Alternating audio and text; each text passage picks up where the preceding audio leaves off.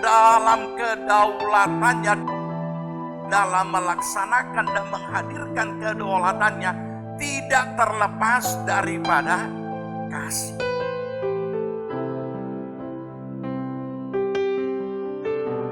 Kita memahami bahwa ini bagian daripada kedaulatan Tuhan dan ada rancangannya yang pada akhirnya begitu mulia.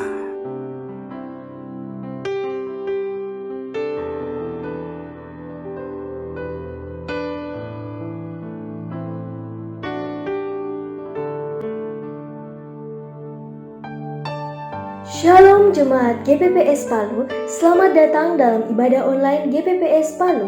Bersyukur dapat berjumpa lagi bersama saudara. Mari siapkan diri dan hati kita untuk menerima lawatan Tuhan dalam ibadah online hari ini. Sebelumnya, perlu saya sampaikan panduan mengikuti ibadah secara online. Yang pertama, siapkan diri saudara untuk mengikuti ibadah secara online, karena ini adalah ibadah dan bukan tontonan.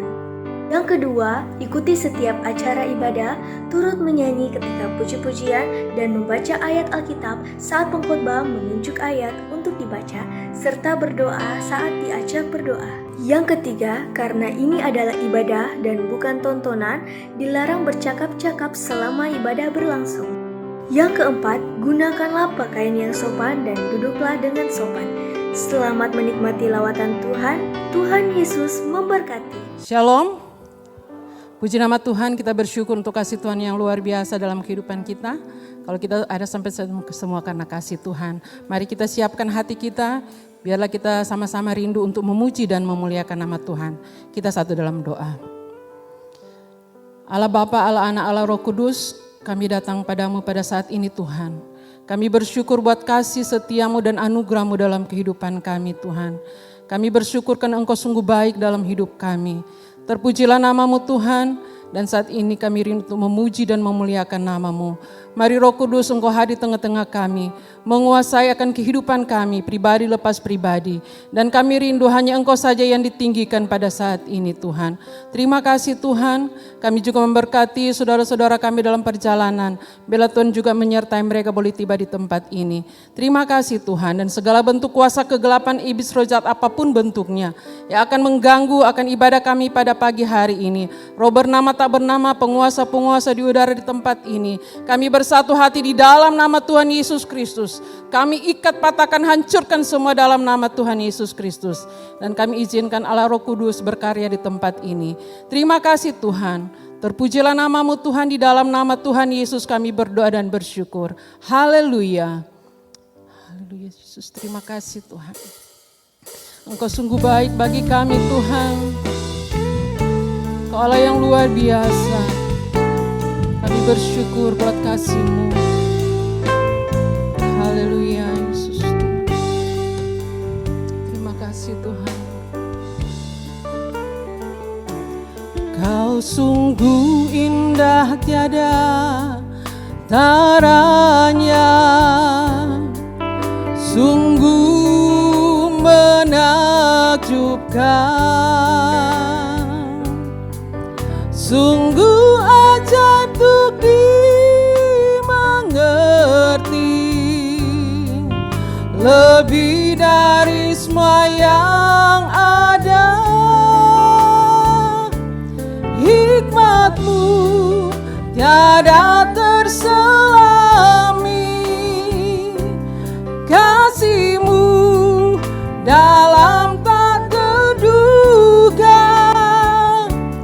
Kau sungguh indah tiada taranya, mulia dan berkuasa.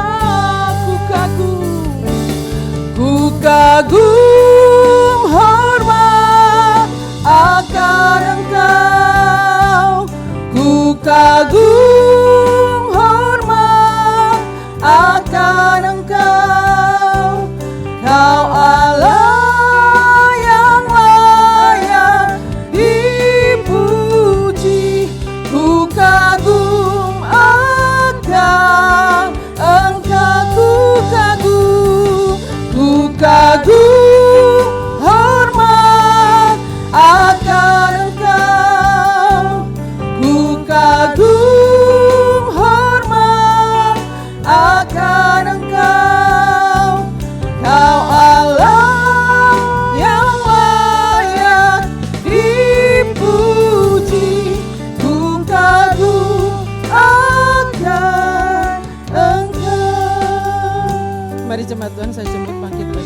pujian.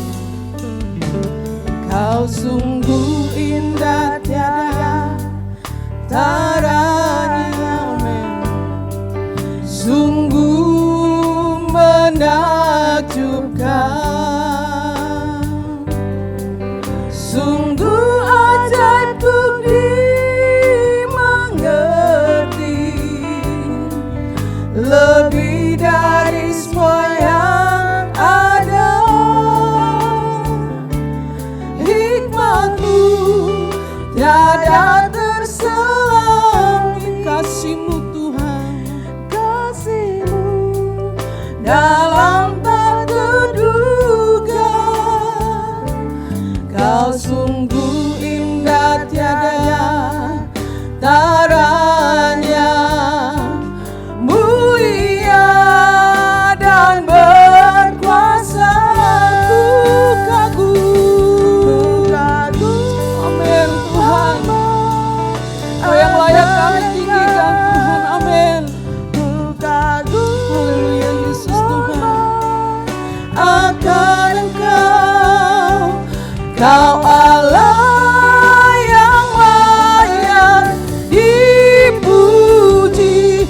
Ku kagum akan Engkau, ku kagum hormat akan Engkau, ku kagum hormat akan Engkau.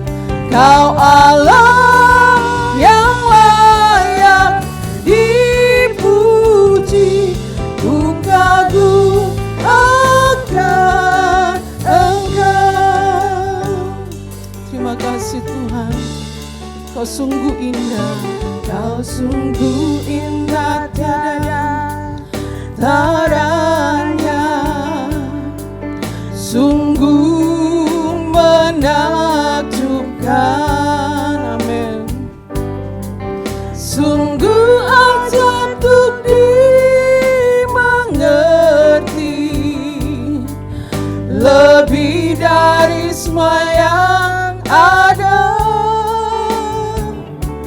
Hikmat-Mu tiada terselami, kasih-Mu dalam tak terduga. Kau sungguh indah tiada taranya, mulia dan berkuasa.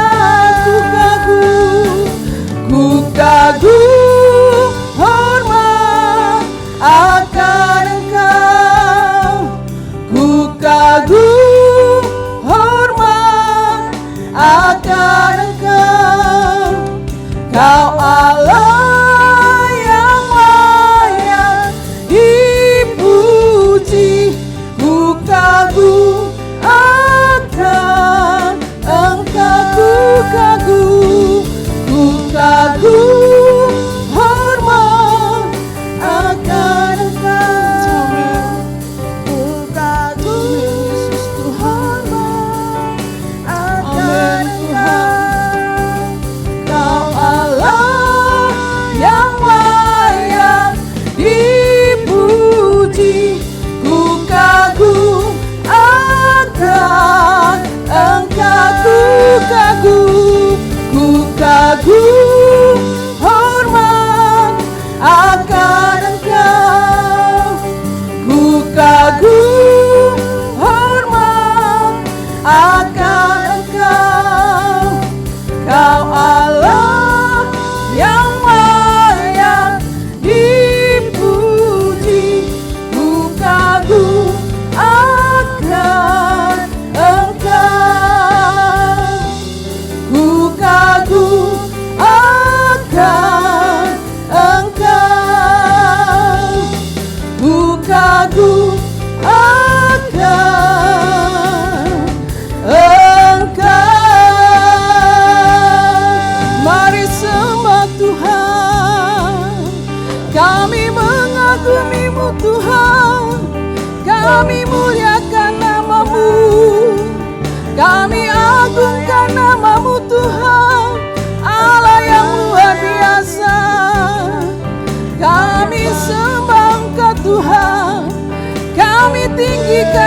namamu, Yesus Tuhan dan Raja kami.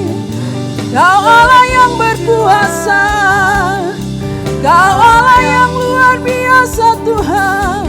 Kau yang layak ditinggikan, Kau yang layak dimuliakan, Kau yang layak diagungkan.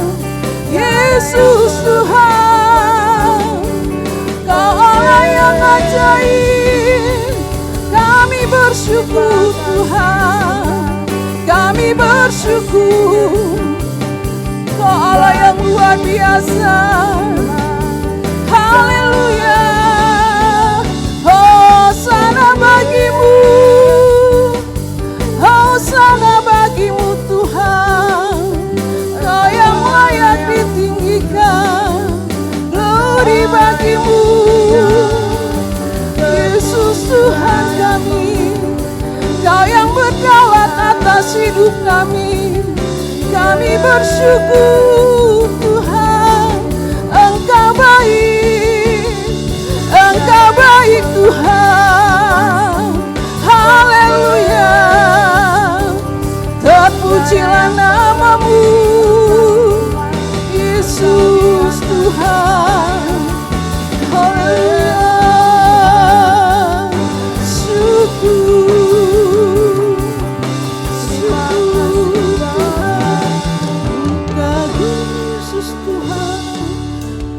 Kagum, hormat akan Engkau. Ku kagum, hormat akan Engkau. Kau Allah yang layak dipuji.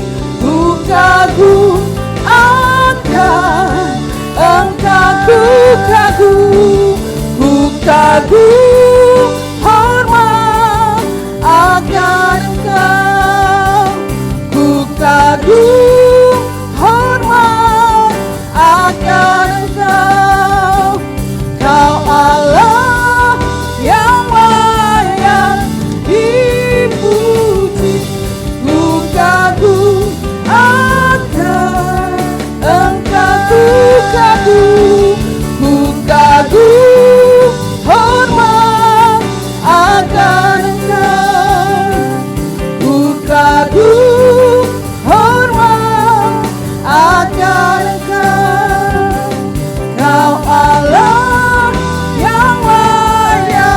dipuji. Ku kagum akan Engkau. Ku kagum akan Engkau. Ku kagum akan Engkau. Haleluya. Glory bagimu Tuhan. Engkau yang layak kami tinggikan dalam hidup kami Tuhan. Kami bersyukur dan kami bangga memiliki Engkau Tuhan dalam hidup kami. Terima kasih Tuhan, dan kami rindu lebih lagi untuk memuji Tuhan. Mari Roh Kudus bebaskan roh kami untuk kami boleh memuji Engkau Tuhan. Hanya di dalam nama Tuhan Yesus kami berdoa dan bersyukur. Haleluya. Amin. Mari kita berikan tepuk tangan yang terbaik bagi Tuhan kita Yesus Kristus. Haleluya. Silakan duduk jemaat Tuhan. Kita bersyukur memuliakan Allah yang luar biasa. Tak terlukiskan kasih Tuhan dalam kehidupan kita. Haleluya.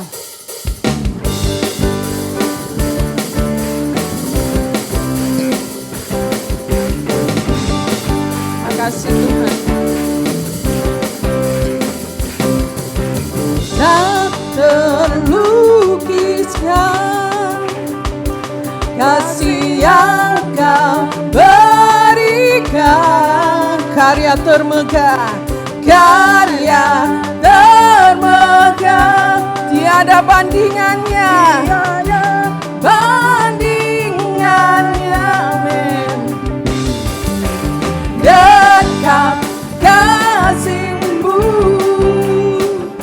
setia menjagaku. Kan ku nyatakan bahwa Yesus Yesuslah Tuhan. Amin. Tuhan Maha kuasa, Maha mulia, Kau bertata atas semesta. Maha kuasa,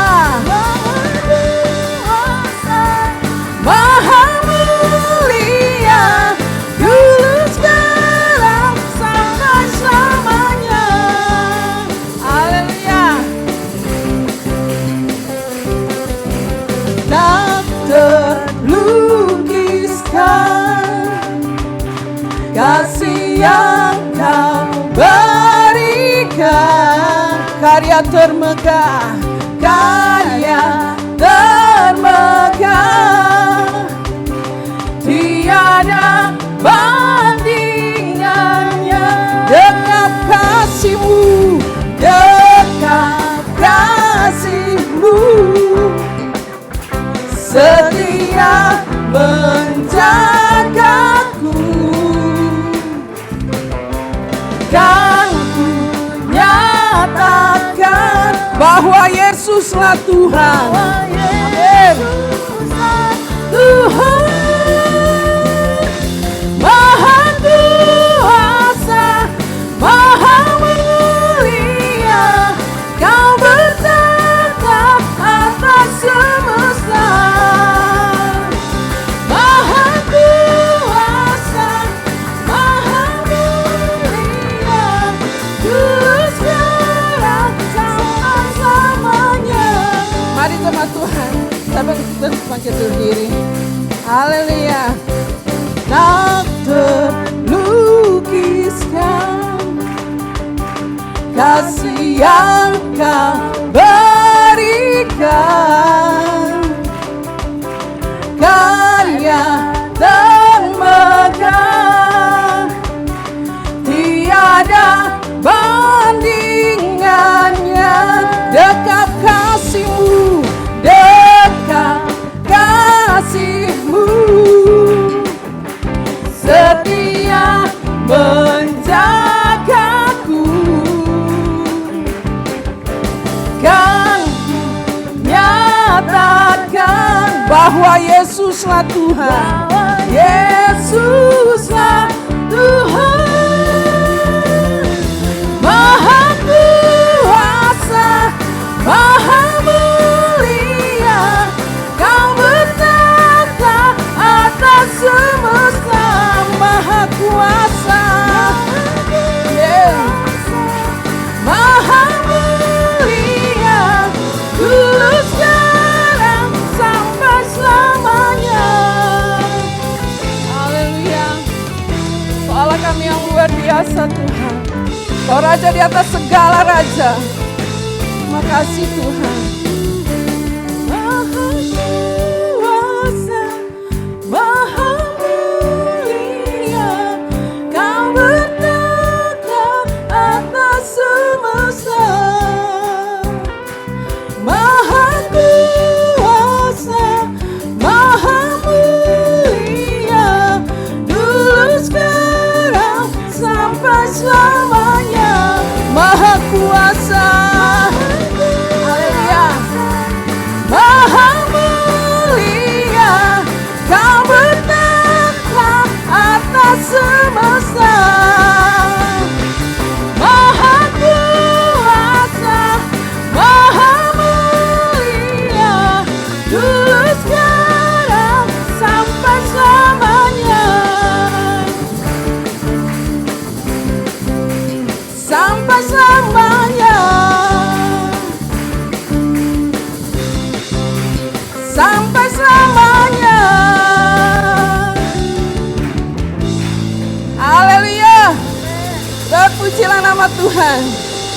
Ya, berapa banyak yang diberkati Tuhan? Boleh lambaikan tangannya. Kita percaya dalam nama Tuhan Yesus ada kuasa yang luar biasa. Haleluya.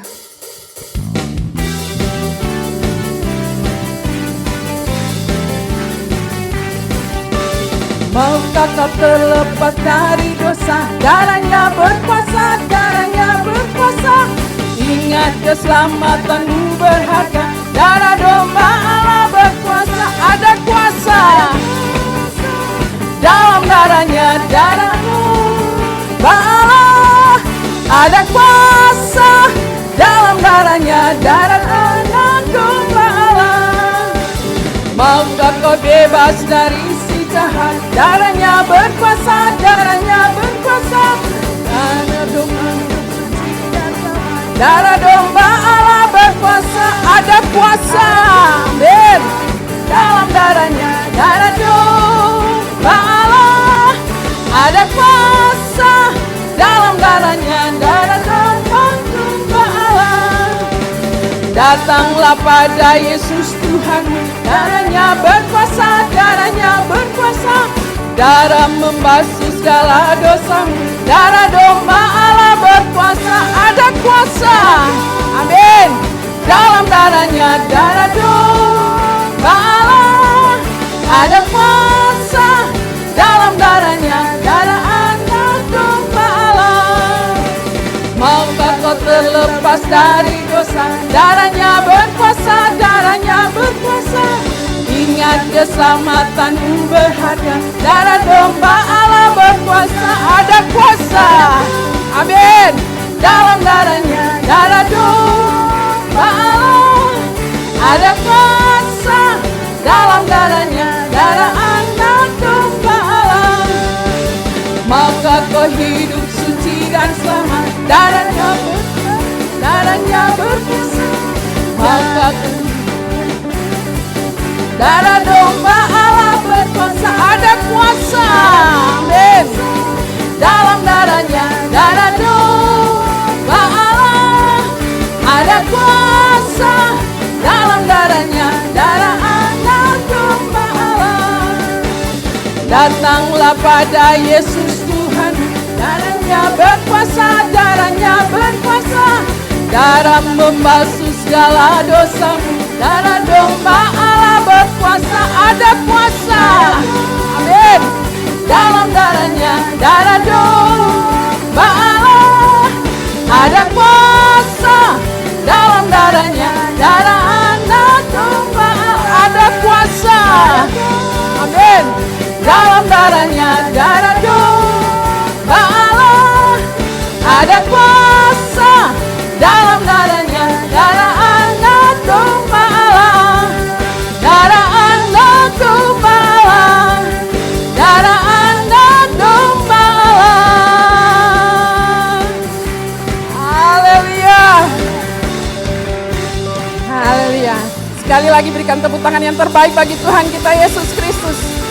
Haleluya. Silakan duduk jemaat Tuhan.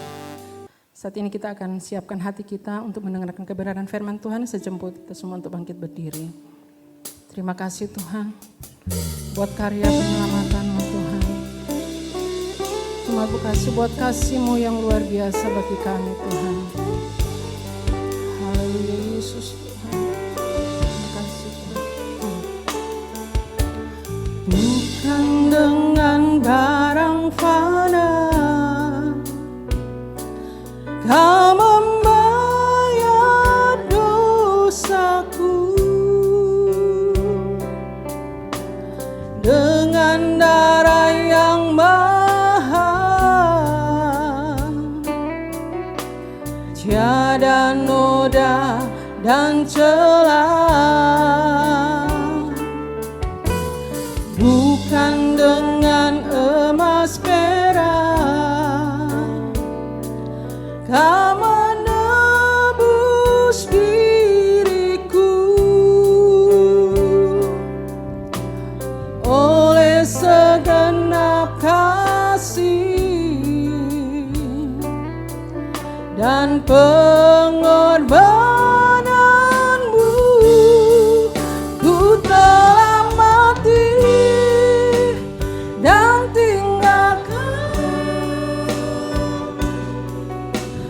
cara hidupku yang lama,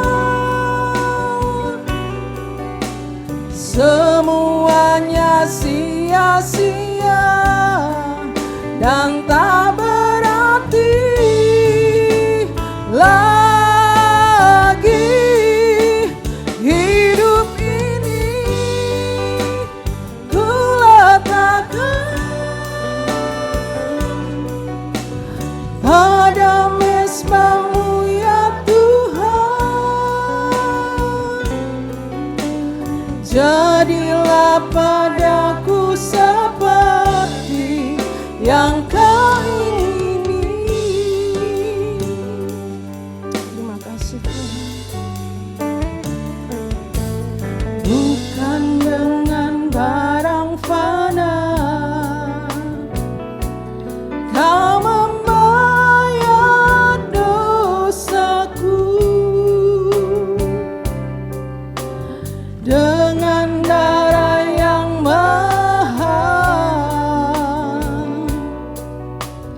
tiada noda dan celah,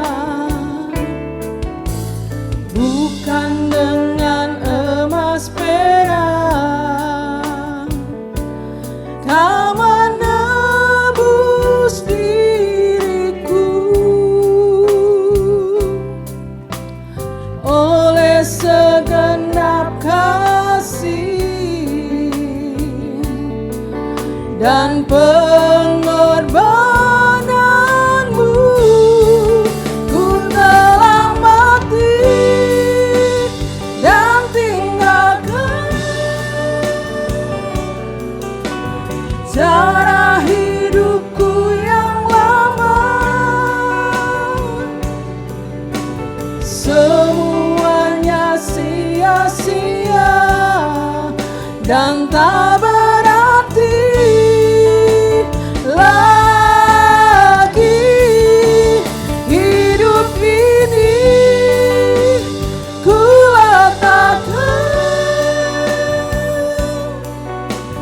pada mezbah-Mu ya Tuhan. Jadilah padaku seperti yang Kau ingini. Ku telah mati dan tinggalkan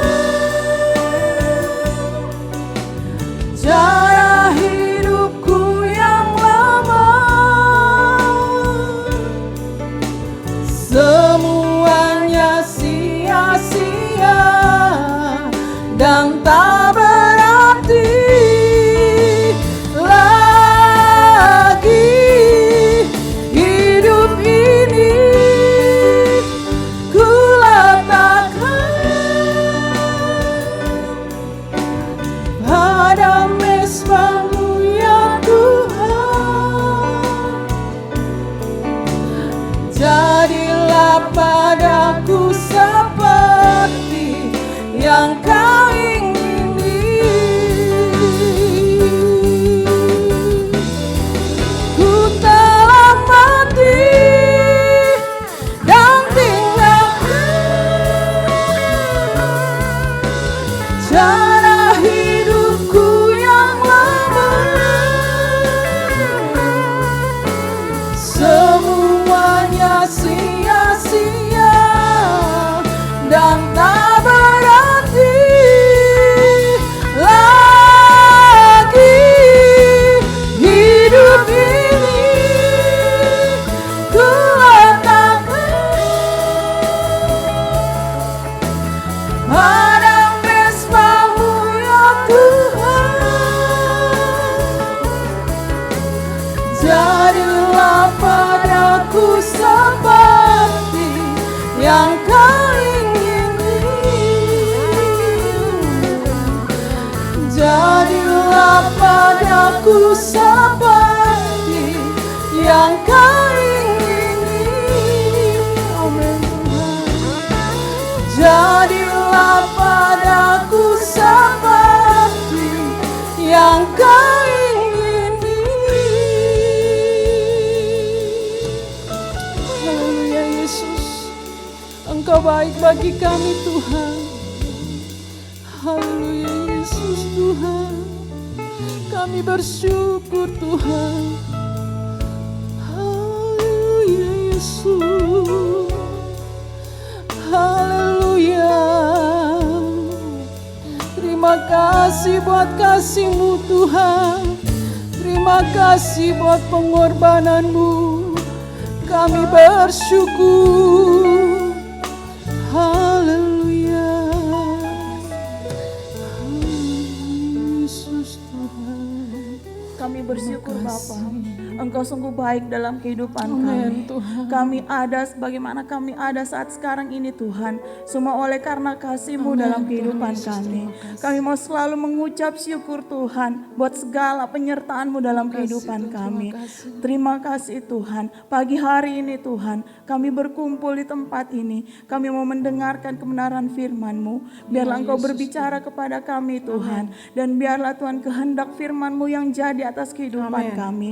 Karena kami percaya Tuhan, firman-Mu adalah kuasa untuk kami terus bertahan melawan setiap tipuan iblis Tuhan. Dan kami percaya Tuhan, Engkau akan berbicara kepada kami melalui hamba-Mu. Apa yang menjadi isi hati-Mu Tuhan, biarlah Engkau sampaikan Tuhan kepada kami pagi hari ini. Sehingga kami dapat mengerti, memahami, dan semuanya Tuhan kami mau melakukan semuanya untuk kemuliaan nama-Mu. Dan biarlah kuasa Roh Kudus-Mu ada di antara kami. Sehingga kami Tuhan dengan pemahaman yang daripada-Mu Tuhan, semuanya Tuhan, biarlah Roh Kudus-Mu yang memberikan hikmat kepada kami. Terpujilah nama-Mu Tuhan. Segala bentuk kuasa kegelapan yang mau merebut benih firman-Mu, membuat kami tidak mengerti, membuat kami salah akan pemahaman kami. Saat ini di dalam nama Tuhan Yesus Kristus, kami tolak, kami katakan hancurkan semuanya di dalam nama Tuhan Yesus Kristus. Biarlah Tuhan kuasa-Mu yang turun atas kami.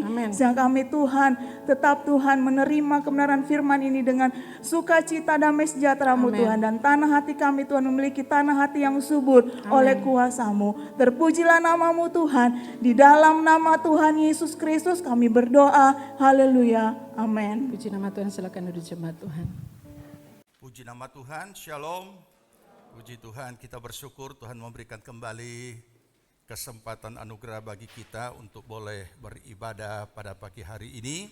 Selamat datang bagi semua saudara jemaat Tuhan yang dikasihi Tuhan, baik yang ada dalam ruangan ini maupun yang ada di luar, juga yang mengikuti ibadah ini lewat live streaming, baik yang ada di Indonesia maupun yang ada di negara-negara lain. Tuhan Yesus memberkati. Dan juga selamat datang bagi saudara yang baru pertama kali hadir dalam ibadah pada saat ini di tempat ini. Tuhan Yesus memberkati saudara. Dan jika ada yang baru pertama kali hadir supaya kita bisa saling mengenal, kiranya tidak keberatan, boleh berdiri sebentar untuk kita boleh saling mengenal. Ada? Puji Tuhan, kita akan menyambut saudara-saudara kita yang berulang tahun. Yang saya sebut namanya dan hadir, silakan berdiri untuk kita akan doakan sebentar. Puji Tuhan. Meti Tumbuwun, Adika Agresta Cahyo, Else Sutanco, Kardinal Joy Torabu, Kevin Redriko Pangandahen, Yohana Dewi, Victoria Gogali, Taniro Rudolf, Mesak Jeffrey Purnama, Clint Joy Perez Melody, Dedwin Kadoina, Fidelin Ciloy. Wah, luar biasa ini. Banyak sekali yang ulang tahun ini minggu ya. Puji Tuhan. Ada yang hadir? Oke, kita berdoa. Bapa di sorga, kami datang ke hadirat-Mu bersama saudara-saudara kami yang berulang tahun, menaikkan pujian syukur atas segala kemurahan pengasihan Tuhan di dalam kehidupan yang Tuhan sudah karuniakan bagi mereka dan tambahan usia yang Tuhan sudah karuniakan. Kiranya ini akan membawa mereka semakin memahami makna kehidupan mereka sebagai orang percaya. Berkati pribadi, rumah tangga, keluarga, usaha, pekerjaan, pelayanan, pertumbuhan rohani, semuanya bertumbuh bagi hormat kemuliaan nama Tuhan. Buatlah berhasil segala apa yang mereka kerjakan. Terima kasih Bapa, dan biarlah kiranya Tuhan menuntun mereka semuanya mencapai seluruh rancangan Allah. Pertolongan, perlindungan Tuhan atas mereka daripada segala yang jahat apapun bentuknya, dari manapun datangnya, dalam nama Tuhan Yesus. Kami patahkan, hancurkan semedang halauka dari kehidupan mereka. Dalam nama Tuhan Yesus kami memberkati mereka. Amin. Puji Tuhan. Puji Tuhan. Ya, puji nama Tuhan, kita bersyukur Tuhan berikan lagi kesempatan anugerah bagi kita saat ini untuk menerima kebenaran firman Tuhan. Ada hal yang sangat penting yang saya akan jelaskan pada pagi hari ini, dan mungkin karena masalah waktu tidak akan dapat terselesaikan seluruhnya, karena ini penting, kita akan lanjut. Jadi seberapa yang bisa dijelaskan hari ini tolong ditaruh perhatian sepenuhnya. Kenapa saya minta perhatian sepenuhnya? Supaya beberapa ayat yang mungkin janggal bagi saudara dengar, saudara tidak salah tangkap, tidak salah paham, dan tidak salah mengerti. Ya, karena selalu saya ingatkan, selalu dimulai dari pemahaman yang benar. menghasilkan sikap yang akan yang benar. Jadi ini yang perlu kita perhatikan. Nah, sehingga itu akan menjadi suatu kebenaran. Tapi begitu kita pemahamannya keliru, sikap kita pasti keliru, tindakan kita pasti keliru, dan hasilnya fatal. Ya, nah, sorry. Oke, baik. Kita akan mulai dulu dari satu ayat. Kita buka Efesus pasal 3 ayat 20. Jadi topik ini ataupun juga tema besarnya akan kita bagi dalam beberapa topik, dan di antaranya untuk pagi hari ini Efesus 3 ayat 20. Ya, jika saudara sudah temukan, mari kita sama-sama sambut firman Tuhan. Kita akan baca Efesus pasal 3 ayat 20. Sudah? Nah, mari kita baca. Bagi dialah yang dapat melakukan jauh lebih banyak daripada yang kita doakan atau pikirkan, seperti yang ternyata dari kuasa yang bekerja di dalam kita. Amin. Puji nama Tuhan, silakan duduk. Untuk hari ini saya berikan dulu topik yang sederhana supaya kita bisa mudah memahami. Siap menerima jawaban doa. Jangan hanya siap berdoa, tetapi siap menerima jawaban doa. Kenapa, saudara? Mari kita renungkan apa yang kita baca tadi. Bagi dialah yang dapat melakukan jauh lebih banyak daripada yang kita doakan atau pikirkan, seperti yang ternyata dari kuasa yang bekerja di dalam kita. Jadi kuasa Tuhan yang bekerja di dalam kita. Kita tidak ada apa-apanya. Kita bukan siapa-siapa dan bukan apa-apa. Tapi karena kuasa Tuhan. Nah, kenapa kita perlu belajar tentang topik ini? Oleh karena umumnya umat Tuhan sekalipun ia berdoa bahkan berpuasa, oleh karena menandakan begitu beratnya pergumulannya, agar supaya itu dapat terjawab, dapat dikabulkan oleh Tuhan, sampai dia puasa, sampai berapa hari dan lain sebagainya. Tetapi ketika Tuhan jawab, ia tidak siap.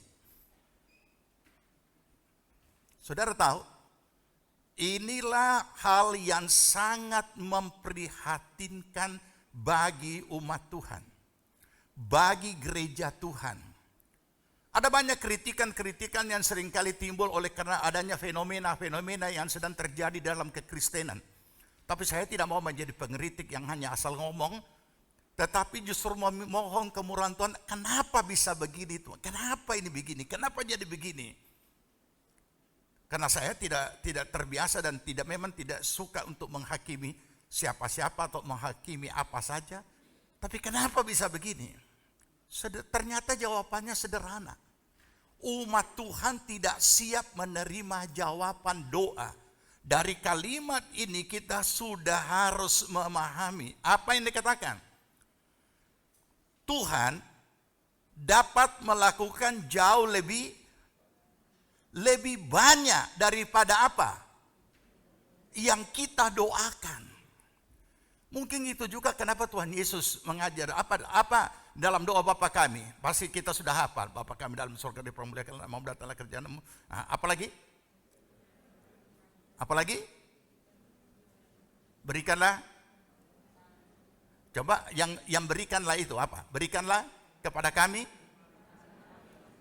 makanan yang berlimpah-limpah, secukupnya kan? Jadi saya kemudian merenungkan, oh pantas juga Tuhan mengajar kita. Yang lain di satu sisi ada teologi kemakmuran, kelimpahan, tapi ternyata Tuhan berkata berikanlah makanan kami secukupnya.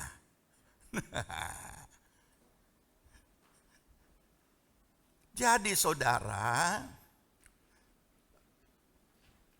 Kita perlu menyadari kebenaran ayat ini karena inilah yang selalu Tuhan kerjakan. Inilah yang selalu Tuhan wujudkan ketika saudara berdoa. Ketika saudara ada pergumulan. Ketika gereja ada pergumulan. Ketika gereja berdoa dan Tuhan jawab. Dan umat Tuhan tidak siap. Bahkan umat Tuhan bukan cuma tidak siap. Umat Tuhan tidak dapat memahami bahwa itulah jawabannya Tuhan. Siapa suruh berdoa? Maka Tuhan jawab. Tapi ketika Tuhan jawab, mereka tidak siap. Jadi umumnya kita ini berdoa, sudah punya konsep. Supaya kalau Tuhan jawab itu begini. Tanpa kita sadar kita yang atur Tuhan. Ini sangat jelas. Tuhan dapat melakukan jauh lebih banyak daripada yang kita doakan atau pikirkan.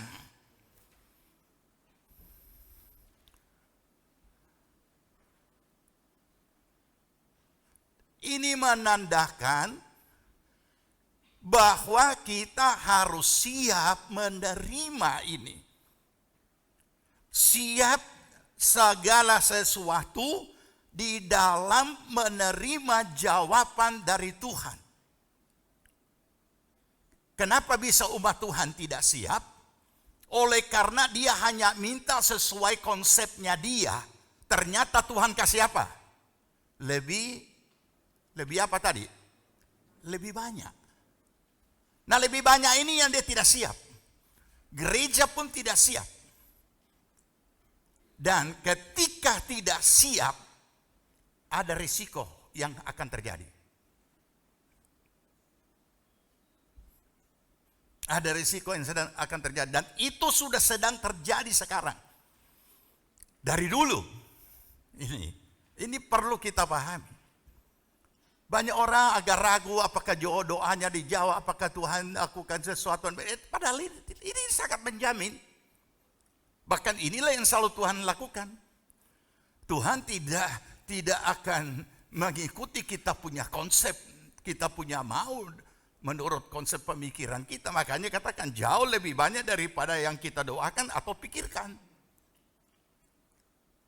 Oleh karena itulah, walaupun kita belum tahu wujudnya lebih banyak itu wujudnya apa, tetapi paling tidak di sini menunjukkan betapa perlu kita siap yang lebih dari yang kita minta itu. Kita perlu siap di dalam menerima yang lebih dari yang kita pikirkan. Tapi gereja tidak siap, umat Tuhan tidak siap. Nah, ini dia. Jadi hal ini juga berlaku baik secara lahiriah, hal jasmani maupun hal rohani. Ada pergumulan saudara tentang hal jasmani. Dan Tuhan jawab. Dan Tuhan jawab lebih banyak yang saudara yang daripada yang saudara minta, daripada yang saudara pikirkan. Dan orang tidak siap. Makanya ketika orang mulai diberkati oleh Tuhan secara berkelimpahan dalam hal-hal materi, dia jatuh. Tidak siap. Tidak siap, bukan cuma tidak siap iman, juga tidak siap mental. Bagaimana Tuhan mengangkat di hidupnya dari yang tidak ada arti menjadi berarti, dan kemudian menjadi terpandang dan lain sebagainya. Dari orang yang tidak punya apa-apa kemudian punya apa-apa, orang sini dia mangkage dan lain sebagainya. Makanya banyak orang yang mengalami kejatuhan. Jadi kejatuhan di dalam mengalami kelimpahan materi.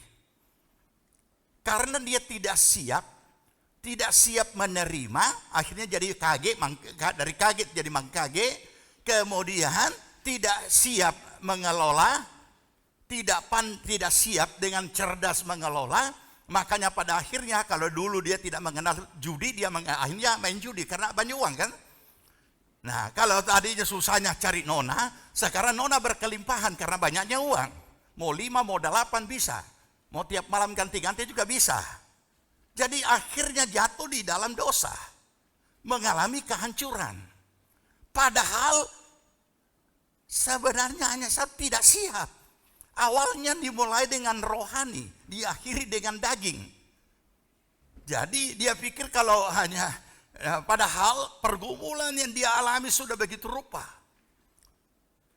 Dengan tekun sampai kepada berhasil, sampai kepada ada wujudnya. Tapi tidak siap mental, tidak siap iman.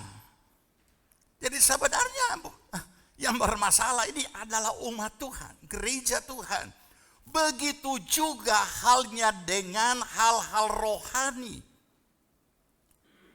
Orang menggebu-gebu dengan satu kelihatan dari luar kesungguhannya yang begitu rupa mengejar hal-hal rohani dan lain sebagainya. Begitu Tuhan jawab, dia juga tidak siap. Tidak siap menerima jawaban doa dalam bentuk berkat-berkat rohani. Dan karena dia tidak siap iman, tidak siap pengetahuan firman, tidak siap di dalam mental, apa yang terjadi? Dia menjadi sesat, kemudian menjadi penyesat. Jadi mari kita menyadari kenapa firman Tuhan lewat Petrus selalu mengajar kita, waspadalah dan waspadalah. Adapun iblis itu seperti yang mengaum-ngaum mencari siapa yang dapat ditelannya. Secara rohani kita paham Tuhan turut bekerja bersama-sama di dalam segala sesuatu mendatangkan kebaikan bagi kita. Sehingga bencana apapun kita tahu ada hikmahnya di dalam. Tapi jangan lupa iblis juga turut bekerja, mengambil, mencuri dan mencari kesempatan bagaimana mengadakan penerobosan masuk dengan cara apapun dan dalam bentuk apapun dalam segala sesuatu. Ini juga kita harus paham. Nah, sehingga kita tidak menjadi pada akhirnya menghancurkan keberadaan kita secara materi, menghancurkan juga keberadaan kita secara rohani, tapi dua-duanya tidak disadari kalau itu kehancuran. Nah, kenapa kita harus siap? Mari buka ayat berikutnya. Ya.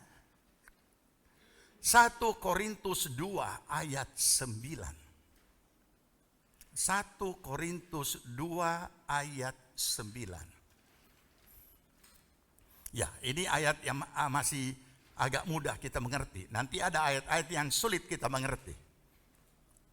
Oke? 1 Korintus 2 ayat 9 kita baca sama-sama. Tetapi seperti ada tertulis, apa yang tidak pernah dilihat oleh mata dan tidak pernah didengar oleh telinga dan tidak pernah timbul di dalam hati manusia, semua yang disediakan Allah untuk mereka yang, nah, inilah kenapa kita harus siap. Kita punya konsep. Berarti konsep kita dalam berdoa meminta sesuatu kepada Tuhan sudah terpikir, terjangkau dengan pikiran. Walaupun belum terwujud, tapi terjangkau dengan hayalan. Bayangan kita, kira-kira yang seperti ini. Karena kita sudah punya konsep, nanti kalau Tuhan jawab begini. Tapi ternyata lebih dari itu. Tidak pernah dilihat oleh mata. Bukankah ini kejutan? Tidak pernah didengar oleh telinga. Bukankah ini kejutan? Tidak pernah timbul dalam hati manusia. Bukankah ini kejutan? Makanya kenapa banyak orang tidak siap. Makanya kenapa umat Tuhan tidak siap. Makanya kenapa gereja tidak siap. Baik dalam hal lahiriah, materi, finansial, maupun juga hal-hal rohani. Hari ini saya bicara secara khusus hal-hal rohani. Kenapa? Karena ketika kita tidak siap, seperti yang terjadi, yang saya sudah sampaikan tadi. Tidak siap memahami apa yang Tuhan sedang kerjakan. Tidak siap memahami apa yang Tuhan sudah katakan dalam firman-Nya. Maka berkat-berkat rohani kita itu juga bisa menjadi berbahaya. Kemudian mungkin, ini mulai ada kalimat yang membingungkan. Oh, kalau begitu, tidak usah kita rumah rohani ya. Ini. Nah, apa sebabnya? Oleh karena kita lihat di sini ya, kita lihat kebenaran firman Tuhan bahwa di dalam kita meminta kepada Tuhan, mari sekarang kita mulai dengan hal-hal rohani. Apa sebabnya? Jadi saya tidak bahas lagi hal materi, hal finansial dan lain sebagainya. Itu sudah tidak perlu dipersoalkan. Dan kita dengan mudah mengerti bahwa iblis bisa membuat segala macam cara untuk menghancurkan seseorang dengan kelimpahan-kelimpahan materi. Tetapi mari kita belajar sesuatu yang sulit kita terima, sulit untuk kita duga bisa terjadi, karena ini adalah hal rohani, ini adalah berkat rohani. Tapi karena tidak siap iman, tidak siap mental, juga pada akhirnya menghancurkan. Mari kita mulai baca ayat yang sedikit membingungkan. Pengkhotbah 7 ayat 16. Ketika masuk ayat ini saya harus peringatkan saudara, hati-hati memahami. Oke? Kita baca. 2, 3. Janganlah engkau terlalu saleh. Apa itu saleh? Hah? Apa saleh? Suci. Bukan pisang saleh. Ya. Janganlah kamu terlalu saleh. Makanya tidak usah terlalu ini hati-hati, ini ayat saya sengaja bawakan ini supaya bisa mengungkap hal-hal yang jangan sampai membahayakan. Pantas. Jadi sudah cocok saya punya filosofi. Di dunia itu kalau kita tidak bengkok tidak bisa hidup. Jangan terlalu lurus, bengkok sendiri. Ada tertulis Pengkhotbah 7 ayat 16. Salah. Brur. salah mengerti itu ayat.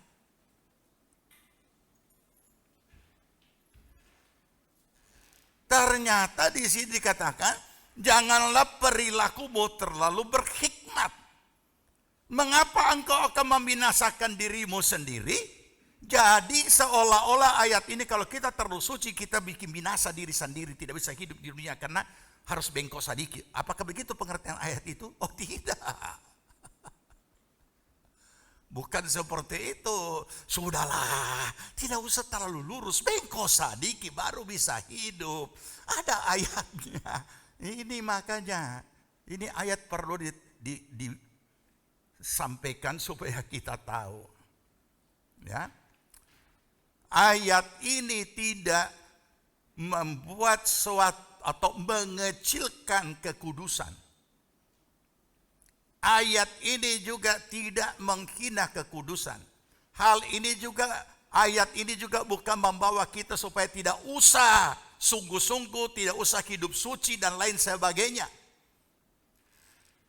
Tapi mari kita renungkan dan kita akan mendapat jawabannya ketika kita baca seutuhnya. Janganlah perilakumu terlalu berhikmat. Berarti orang ini sebenarnya tidak saleh, tapi berlagak terlalu saleh.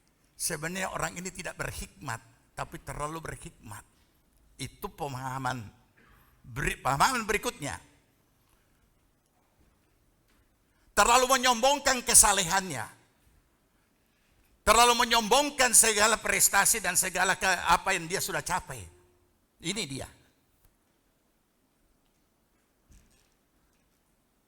Dan itu membinasakan dirimu sendiri. Apa sebab? Kalau saudara sempat mengingat khotbah-khotbah yang lalu-lalu, saya sudah sempat memberikan kesaksian pribadi. Saya tidak butuh Yesus. Saya sudah pernah saksikan kan seperti itu. Sebelum saya menjadi orang percaya. Kenapa? Karena saya rasa saya bukan orang berdosa. Saya dibesarkan dengan pendidikan budi pekerti. Untuk apa? Bukankah itu saja yang diperlukan di dalam dunia ini? Daripada orang-orang yang punya Yesus tapi cara hidupnya di dunia ini yang tidak punya budi pekerti saya tidak punya, apalagi hal-hal yang lain. Jadi saya tidak, artinya akhirnya apa? Timbul apa? Kesombongan, kesucian. Saudara kira orang yang di luar Kristus tidak hidup dengan kesucian?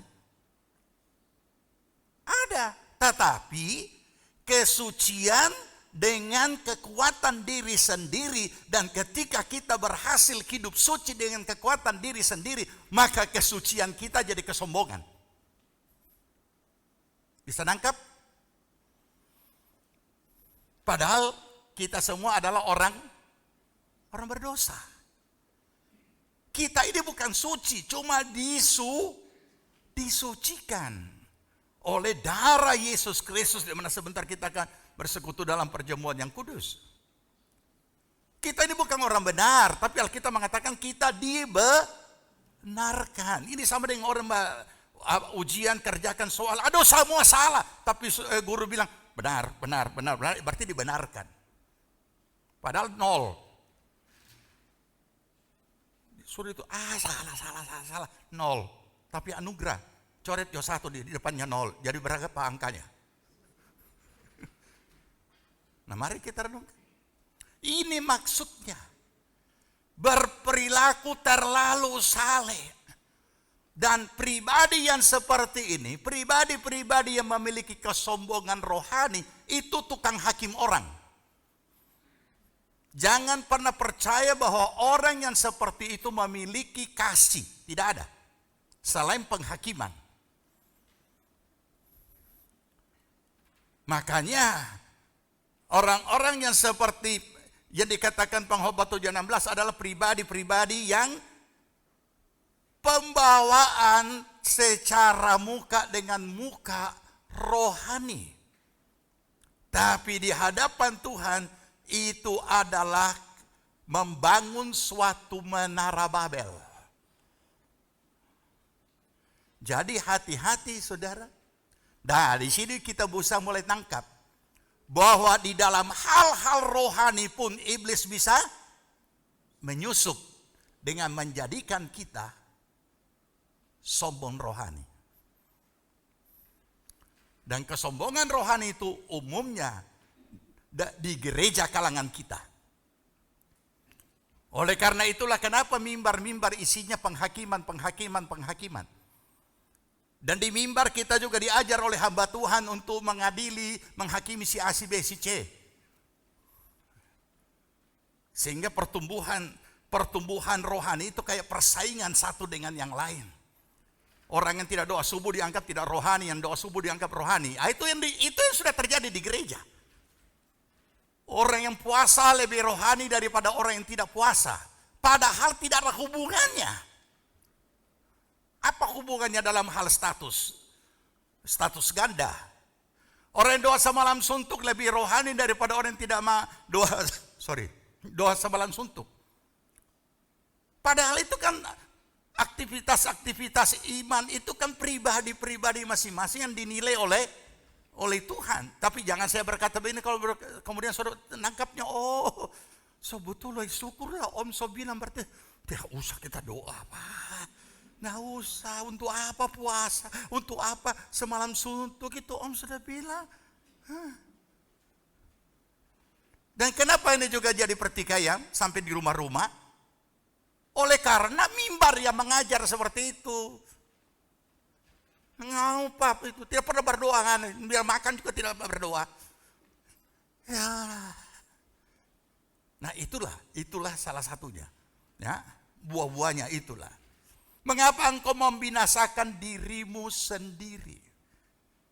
Kenapa dikatakan? Kenapa nih kalimat akhir ini begitu menakutkan? Kamu membinasakan dirimu sendiri. Kebinasaan itu ada di mana? Di sorga.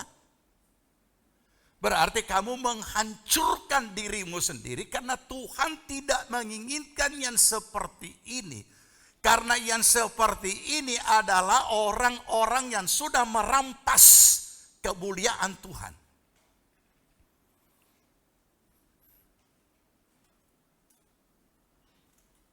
Jadi kita menjadi rohani pun harus hati-hati. Jangan kerohanian kita kemudian merampas kemuliaan Tuhan. Nah, inilah kalau kita tidak siap menerima jawaban doa.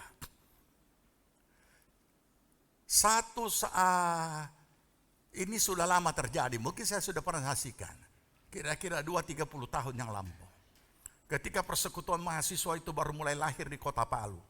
Kami juga diminta terlibat untuk memberikan bimbingan dan bimbingan. Ya, belum ada perkantas waktu itu masuk di Palu. Dan kemudian sering ada retreat, kami diundang. Belum ada juga buki doa. Dan satu saat di dalam satu acara persekutuan mahasiswa di Kulawi, itu terjadi sesuatu yang mereka tidak duga-duga. Apa yang terjadi? Ya, mahasiswa-mahasiswa ini penuh dengan kerinduan, ada kegerakan, ada rawatan Tuhan dan lain sebagainya. Mereka berdoa. Dan ketika mereka berdoa, Tuhan jawab. Dan ketika Tuhan jawab, mereka bingung. Apa ini? Apa ini? Apa ini? Mereka kira orang kerasukan. Padahal bukan kerasukan. Orang itu mengalami lawatan. Tapi mereka belum sampai ke situ menangkap bahwa itu lawatan Allah. Jadi dikira kerasukan. Nah, sebaliknya juga bisa terjadi, dikira lawatan Allah, padahal kerasukan. Nah, jadi ini memang kita perlu mengerti, saudara, ya, perlu mengerti. Nah, sebab apa? Sebab kalau kita tidak seperti itu, kalau kita tidak memiliki satu pemahaman yang benar, bahaya. Nanti saya akan jelaskan kembali. Oke. Nah, sebuah ayat lagi yang membingungkan. Yakobus 4 ayat 3. Tapi inilah salah satu jawaban lagi. Yakobus 4 ayat 3. Sudah kita baca sama-sama. 2, 3. Atau kamu berdoa juga, tetapi kamu tidak menerima apa-apa karena kamu salah berdoa. Sebab apa salah berdoa? Baca. Sebab yang kamu minta itu hendak kamu habiskan untuk apa? Memuaskan hawa nafsumu. Aneh ya. Ada orang berdoa pakai apa? Pakai apa tadi? Pakai hawa? Pakai hawa nafsu. Memuaskan hawa nafsumu. Saya menyampaikan, ini saya tidak pernah mengajar jemaat GBS Palu untuk menjadi tukang hakim ya. Jangan sudah pakai kalimat ini, dia cuma berdoa itu cuma memuaskan hawa nafsu. Jangan seperti itu. Kita tidak diajar di sini untuk seperti itu. Tapi mari kita renungkan. Dan mari kita bertanya-tanya, adakah aktivitas rohani yang didasarkan hawa nafsu? Tidak masuk akal. Hawa nafsu itu kita cuma tahu identik dengan dosa yang namanya hawa nafsu. Ya. Tetapi ini apa yang kita baca? Seperti ini. Nah, coba saudara renungkan dengan tenang. Adakah kegiatan-kegiatan rohani yang didasari karena hawa nafsu? Oke, sulit saudara temukan. Nah, supaya gampang kita temukan, saya bantu selalu orang dengan pertanyaan, bukan dengan jawaban. Sekarang kita tanya pada diri kita sendiri, sejak saudara dan saya menjadi orang percaya. Dari seluruh kegiatan rohani saudara ini, adakah yang didasarkan atas hawa nafsu?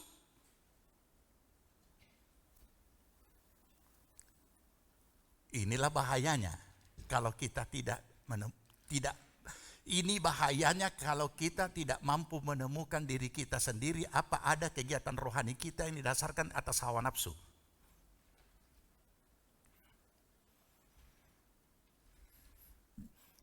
Dan ketika kita tidak temukan, ketika kita tidak pahami, ini yang berbahaya. Ini yang berbahaya. Dan yang paling aneh, umumnya kegiatan-kegiatan rohani yang kita lakukan, yang dilakukan oleh seseorang yang berdasarkan hawa nafsu, itu umumnya ada pada orang yang sungguh-sungguh. Sungguh-sungguh tanda kutip.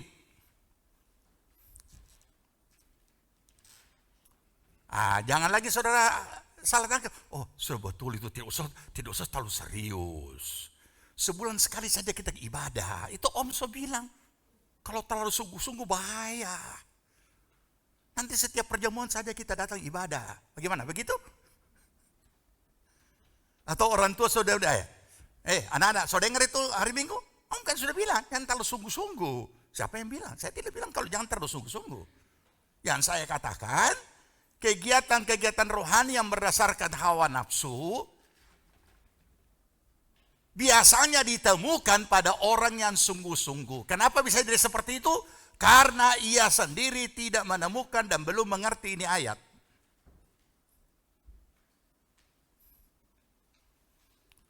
Oke? Bagaimana memahami? Baik, saya beri contoh konkret. Saya pernah melakukan ini. Dan saya pernah alami itu. Makanya saya bisa bagikan. Makanya saya bisa ungkapkan. Dan saudara tahu, suatu kegiatan rohani yang didasarkan oleh hawa nafsu itu luar biasa. Orang tidak bisa mendeteksinya. Kenapa? Karena yang nampak di luar apa? Hal-hal rohani, hal-hal iman. Apa yang salah dengan rohani? Tidak ada kan? Ini bahayanya. Oke, ini bahayanya. Sulit terdeteksi. Saya pun sulit mendeteksi. Sampai Tuhan menunjukkan, ini kegiatan rohani yang kamu lakukan, keinginan hatimu yang rohani yang kamu lakukan, ini berdasarkan hawa nafsumu, bukan berdasarkan kebenaran.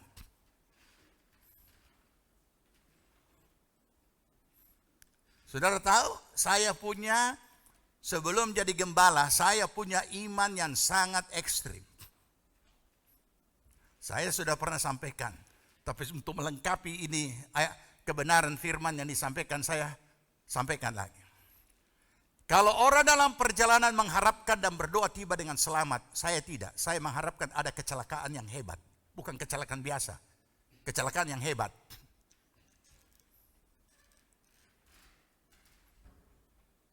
Tabrakan, kalau naik kendaraan tabrakan yang hebat, sampai orang putus telinga, putus kepala, putus kaki. Itu yang saya harapkan. Ekstrim kan? Kenapa? Supaya saya akan turun. Dan mana kaki yang putus saya ambil dan saya sambung dalam nama Yesus. Tak sambung, luar biasa. Mana itu telinga? Dalam nama Yesus.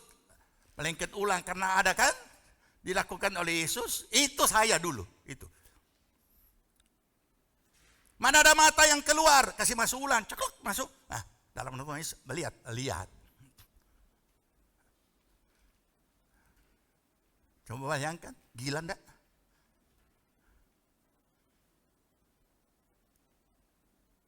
Tapi ternyata itu tidak berkenan. Hati saya murni polos karena tidak mengerti apa-apa. Hati saya murni polos supaya nama Tuhan dipermuliakan, padahal tidak. Sebab andai kata itu terjadi, bisa dua. Kecelakaan terjadi, kaki tetap putus, mata tetap tak keluar, telinga tetap putus dan tidak ada yang terjadi apa-apa. Mau apa? Dan mungkin juga saya duluan putus telinga. Yang kedua, dan andai kata itu terjadi, dan memang kaki terpasang kembali, telinga terpasang kembali, kepala yang putus terpasang kembali, dan mata yang sudah keluar terpasang kembali, maka bukan Tuhan yang dimuliakan. Siapa yang dimuliakan? Martino diundang dari seluruh dunia untuk mengadakan mujizat. Bisa nangkap? Bisa nangkap sudah ya?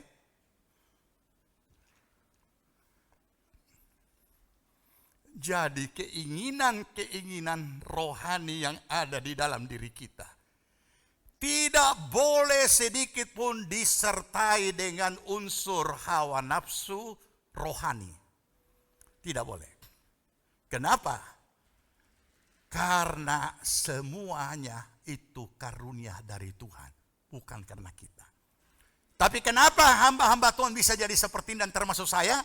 Karena di sekolah Alkitab memang kita diajar seperti itu. Walaupun bentuknya lain. Apa itu? Mau Tuhan pakai supaya dapat mengerjakan mujizat, pergi naik cari gunung, bertapa di sana dan berdoa puasa di sana. Nanti turun so jadi sakti. Yang lumpuh berjalan, yang buta melihat, yang tuli mendengar. Itu ajaran dari kalangan kita dari dulu seperti itu. Apa bedanya dengan kebatinan? Tidak beda. Apa bedanya dengan pedukunan? Tidak beda. Tidak ditekankan, tidak ditanamkan bahwa Tuhan memakai setiap orang seturut karunia yang Dia berikan kepadanya. Jadi di kalangan gereja kita itu, kalau orang tidak bisa melakukan mujizat tidak dianggap dipakai Tuhan. Hanya orang yang melakukan mujizat yang dianggap dipakai Tuhan. Yang lain tidak. Makanya selalu wejangan-wejangan hamba-hamba Tuhan yang tua-tua dulu-dulu sama mengatakan biar Tuhan pakai heran. Biar Tuhan pakai heran. Sampai orang tak heran-heran, Tuhan juga tak heran-heran.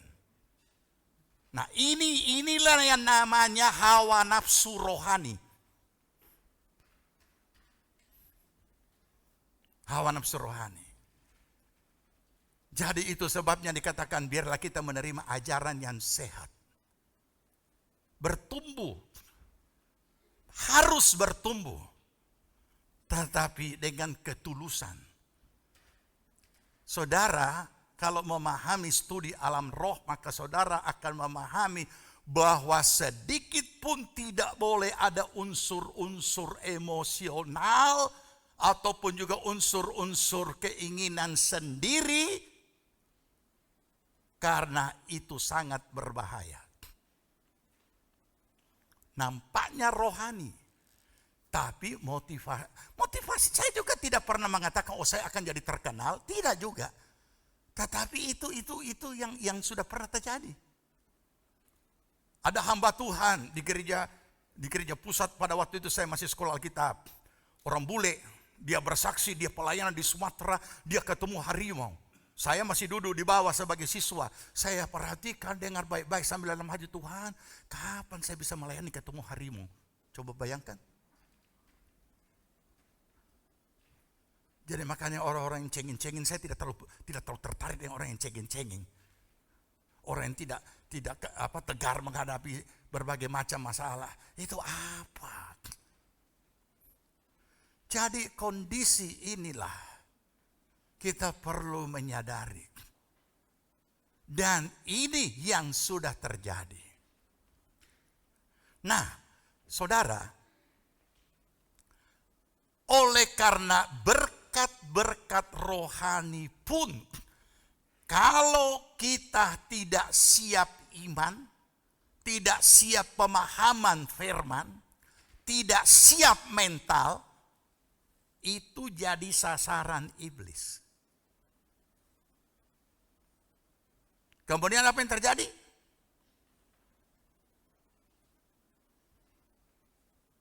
Yang terjadi adalah kita bisa jadi sesat, dan ketika kita jadi sesat, kita jadi penyesat. Itu dengan sendirinya. Sekarang contoh ya, dijauhkan Tuhan, ini cuma contoh. Ketika saya jadi sesat, maka saudara semua adalah jamaat kami, maka saya berubah, bukan cuma sesat. Saya sudah menjadi penyesat karena yang saya ajarkan adalah kesesatan. Nah, ini bahayanya. Dan kesesatan itu datang dari mana? Satu contoh lagi sebelum pindah ayat. Ini juga masih ada hubungannya. Tiba-tiba Tuhan ingatkan, ini peristiwa di dalam jemaat kita, tapi sudah puluhan tahun yang lampau, mungkin 40 tahun yang lampau. atau 35 tahun yang lampau. Ada seorang ibu, satu saat saya didatangi suaminya. Ya. Dan kemudian suami ini bingung. Om, tolong, kenapa? Saya pikir istri itu seberapa hari dalam kamar tidak keluar-keluar. Apa yang terjadi? Tidak tahu. Dia bilang dia berpuasa. Dan seberapa hari ini, tapi saya agak ragu ini ada sesuatu apa yang terjadi. Karena dia dengar mungkin suara-suara apa di dalam begitu, dari luar. Jadi saya datangi rumahnya. Dan ditunjuk dia di dalam, ada di dalam. Jadi begitu mendekati ini pintu,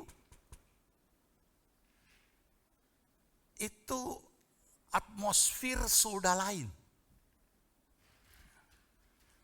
Suasana itu sudah lain. Bukan suasana hadirat Tuhan. Saya sudah tahu, ini tidak benar ini. Ini iblis ambil kesempatan ini. Dan begitu saya masuk, dia tidak ngamuk. Dia juga tidak ngomong banyak ini. Saya cuma tuntun dia. Oh, dia hari puasa. Oke, sekarang ibu keluar dari kamar, buka puasa, pergi makan. Sesudah itu selesai, tidak ada apa-apa. Ini dia. Apakah itu kerinduan hatinya untuk sesuatu yang dia puasakan salah? Tidak. Dia berdoa salah? Tidak. Karena adalah tepat kalau kita punya pergumulan kita lari kepada Tuhan. Tapi jangan lupa,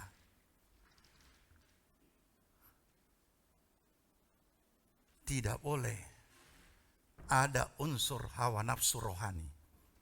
Nah, ini istilah baru nih, hawa nafsu rohani. Istilah baru muncul ini. Kok bisa rohani ada hawa nafsu? Ini ayatnya.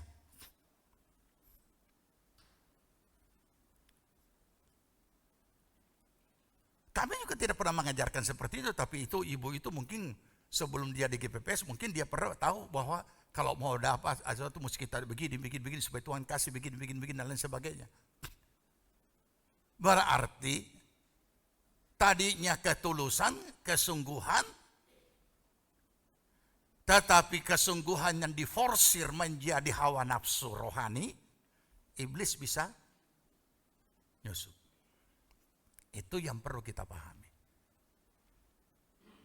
Jadi jangan saudara heran kenapa sampai bisa ada nubuat palsu, ada penglihatan palsu. Ini Roh Kudus bekerja pada diri seseorang yang namanya manusia. Dan ketika Roh Kudus bekerja melalui karunia-Nya, ia tidak menjadikan manusia yang dia pakai itu jadi robot.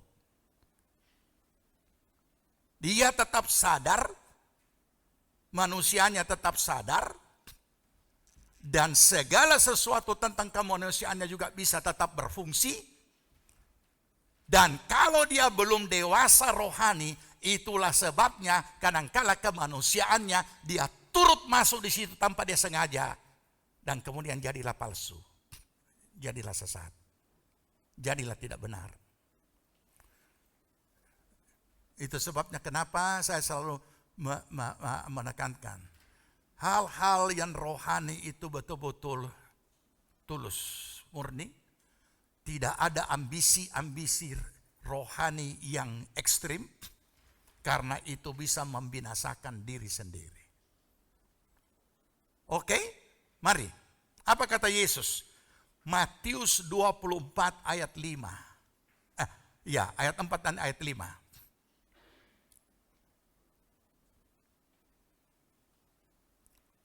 4 kita baca. Waspadalah supaya jangan ada orang yang menyesatkan kamu. 5. Sebab banyak orang akan datang dengan memakai namaku dan berkata, akulah Mesias. Dan mereka akan menyesatkan banyak orang. Bahkan yang banyak orang akan disesatkan. Mengaku akulah Mesias. Saya jelaskan dulu ini, soal ini penting. Mungkin saudara berkata, saya tidak pernah begitu mengatakan saya adalah Mesias. Tapi tahukah saudara, ini berarti statement untuk diri sendiri. Jadi ketika kita menstatementkan keberadaan rohani kita, jangan kita lupa unsur-unsur roh penyesat sudah mulai ada pada kita. Ketika kita mengklaim diri kita, siapa kita dalam hal-hal rohani, itu sangat berbahaya di alam roh. Kita mungkin tidak mengatakan kita Mesias, tapi karena ada kalanya orang mengklaim dirinya, ada kalanya menceritakan, menghebat-hebatkan, membesar-besarkan pelayanannya. Untuk apa? Untuk meyakinkan orang, supaya kamu kenal siapa aku, supaya kamu tahu siapa itu Martino. Nah ini. Jadi kita harus hati-hati sekali. Dan itu bagian daripada hawa nafsu rohani. Ini perlu saudara pahami. Supaya saudara bisa tahu dengan siapa saudara berhadapan. Ya, akulah Mesias. Pernyataan diri padahal bukan Mesias. Dan menyesatkan apa? Banyak orang. Masih di Matius 24 ayat 24 berkata seperti ini, kita baca. Sebab Mesias palsu dan nabi-nabi palsu akan muncul dan mereka akan mengadakan tanda-tanda yang dahsyat dan mujizat-mujizat sehingga sekiranya mungkin mereka menyesatkan orang-orang pilihan juga. Siapa itu orang pilihan? Orang pilihan bukan cuma, pokoknya orang pilihan itu adalah orang yang sudah dipercayakan sesuatu, menangani sesuatu dan memimpin sesuatu. Kategori pemimpin. Jadi pemimpin apapun saudara, di dalam pelayanan, hati-hati. Mesias palsu bukan satu. Nabi-nabi palsu bukan satu. Akan muncul. Yang luar biasa lagi apa? Akan mengadakan tanda-tanda yang dahsyat. Kenapa? Kenapa harus pakai tanda-tanda yang dahsyat? Sebab sasarannya adalah pemimpin. Sasarannya adalah orang pilihan. Nah, ini yang perlu kita sadari. Nah, oleh karena itulah mengapa kita sebagai orang percaya harus bertumbuh. Bertumbuh dengan ajaran yang sehat. Perhatikan. Ini bukan dari kepercayaan lain. Karena hanya kekristenan yang mengerti adanya, hanya kekristenan yang memiliki istilah Mesias. Kata Mesias. Dan memiliki Mesias. Jadi kalau ada Mesias palsu, ini lahir dari mana nih penyesat ini? Lahir dari kelompok mana? Muncul dari kelompok mana? Ya Kristen. Sebab kalau dia tidak muncul di antara gereja Tuhan, gampang kita jaga dia. Oh bukan, dia kepercayaan lain. Tapi ini sama-sama menamakan diri gereja. Sama-sama pelayan Tuhan. Sama-sama hamba Tuhan. Kita bersyukur bahwa kecanggihan teknologi telah menolong banyak orang untuk bisa mendengar firman Tuhan dengan leluasa. Tapi hati-hati kalau saudara membuka Facebook, membuka medsos, mendapat berita-berita rohani, konsultasikan kepada kami. Supaya saudara tahu. Karena ada kalanya saya melihat di Facebooknya jemaat ada postingan-postingan dari ajaran sesat, tapi mereka tidak tahu. Oke? Baik. Sebelum berakhir saya mau putarkan saudara video. Dan saya akan jelaskan sesuai berita yang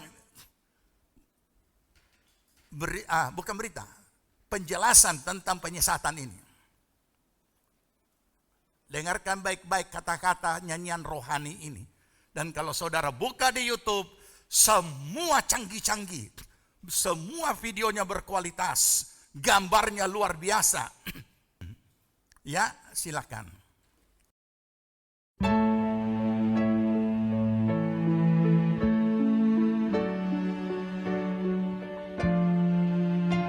Di Alkitab semua mau temukan nubuat tentang karya akhir zaman, karya yang Tuhan kan lakukan, dan tanda-tanda akhir zaman.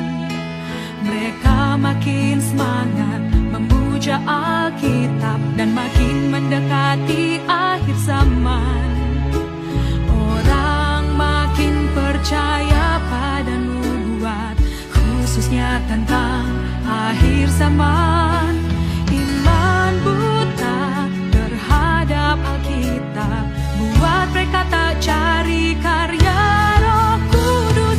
Alkitab jadi penghalang orang menerima karya baru Tuhan, membuat Tuhan susah menyebarkan karya barunya, karya barunya.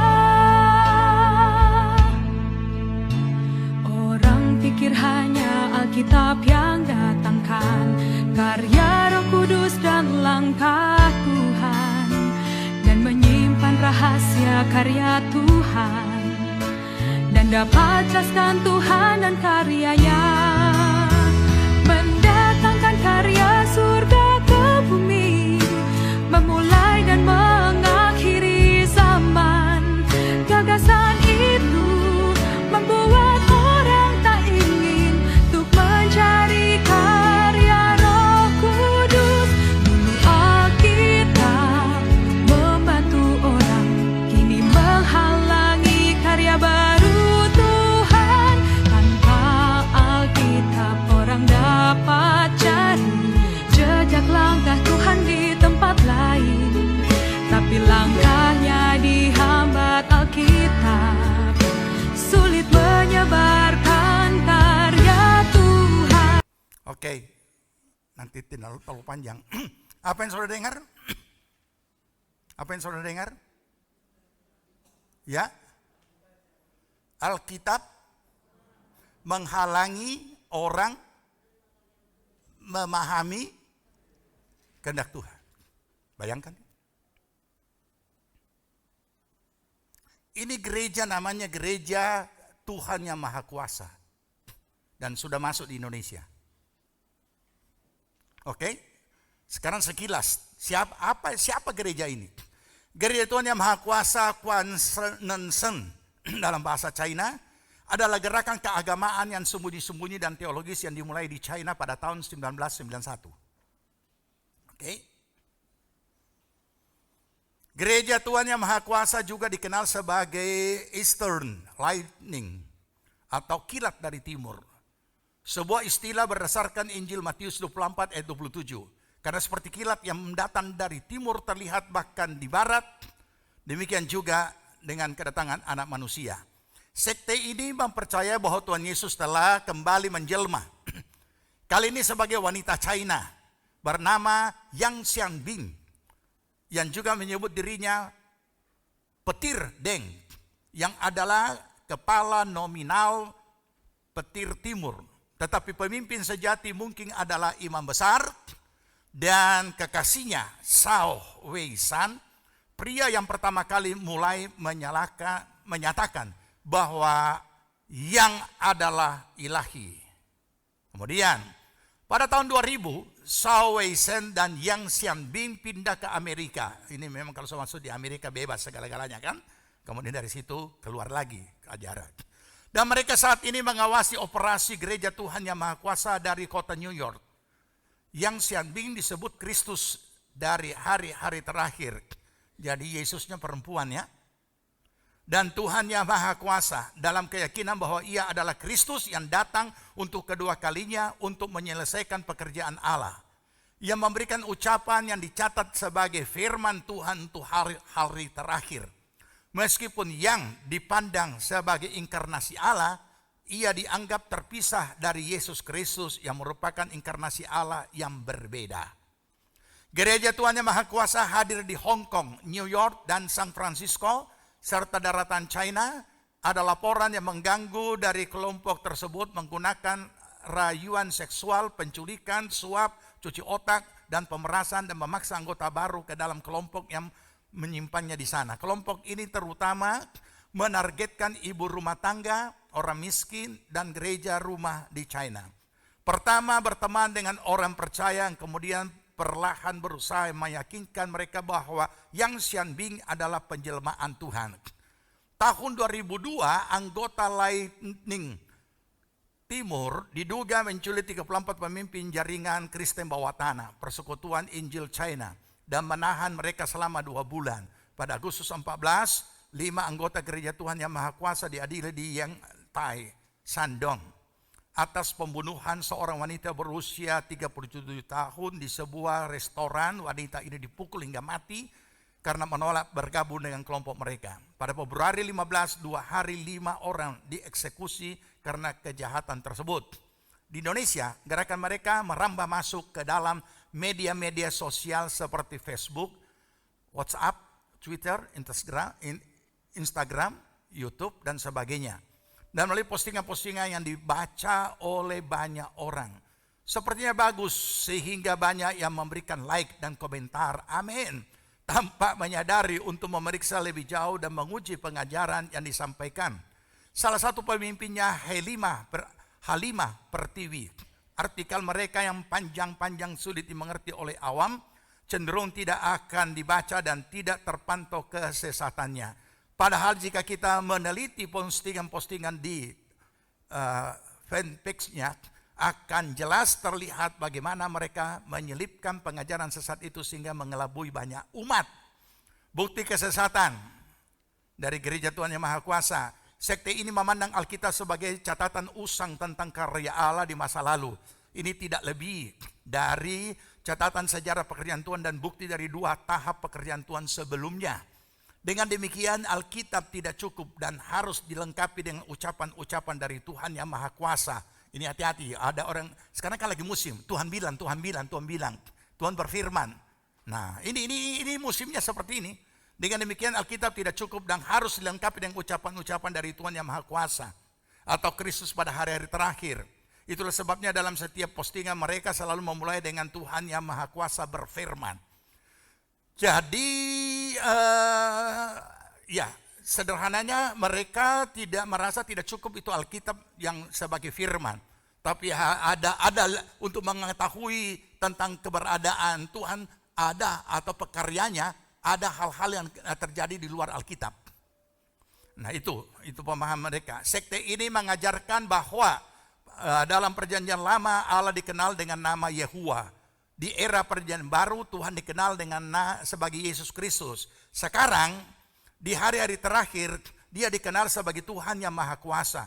Di Indonesia mereka baru mengatakan bahwa kedatangan Kristus kedua kali adalah lewat inkarnasi kedua. Dan pernah juga mengatakan bisa berwujud laki-laki atau perempuan. Ya singkatnya mereka menganggap Tuhan datang 2 kali dalam wujud berbeda.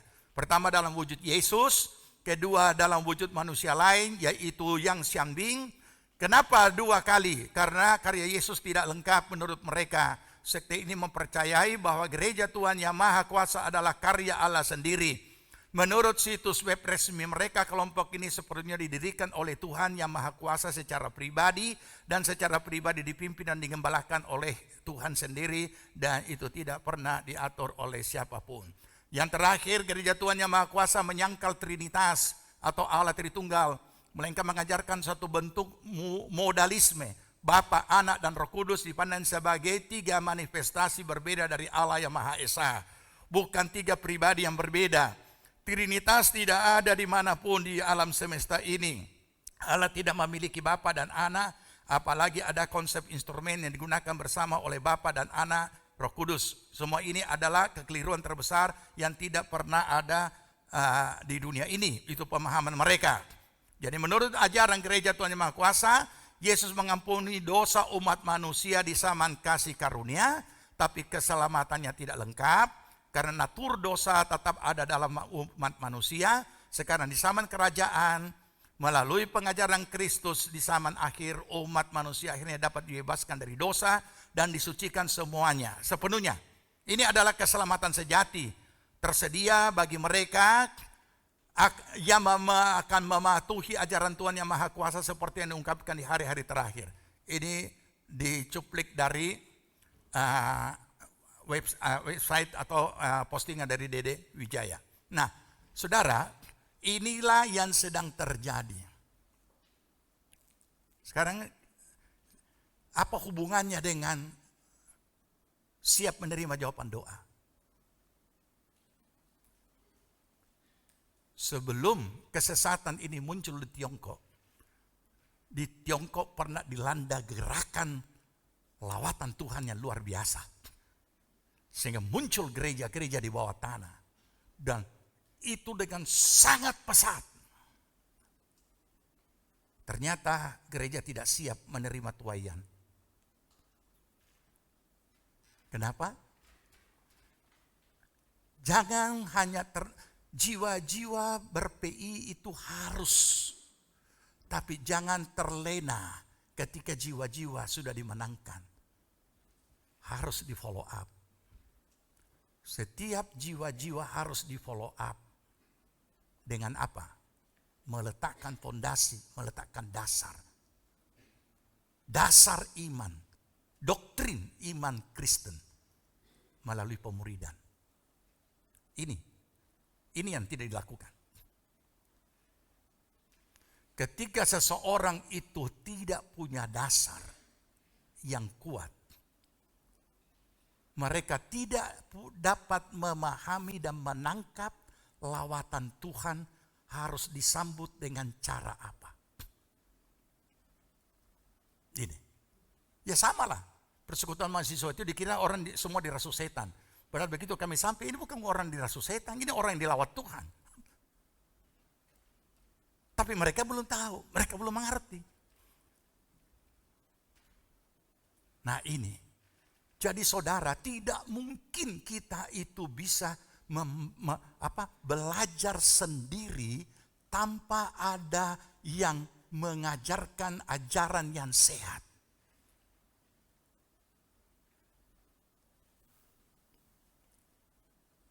Ini yang tidak dilakukan oleh gereja Tuhan. Sampai hari ini tidak banyak gereja Tuhan yang melakukan pemuridan.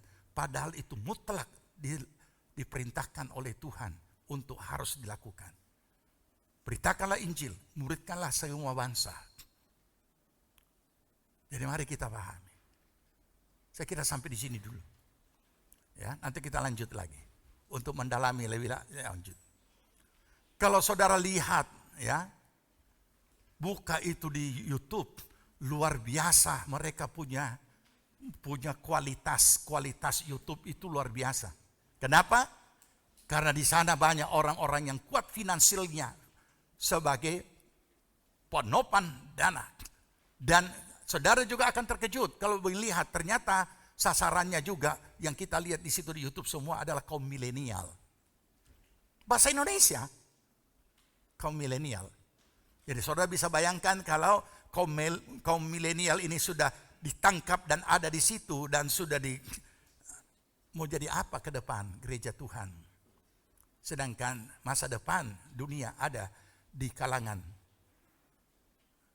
kelompok milenial yang muda-muda.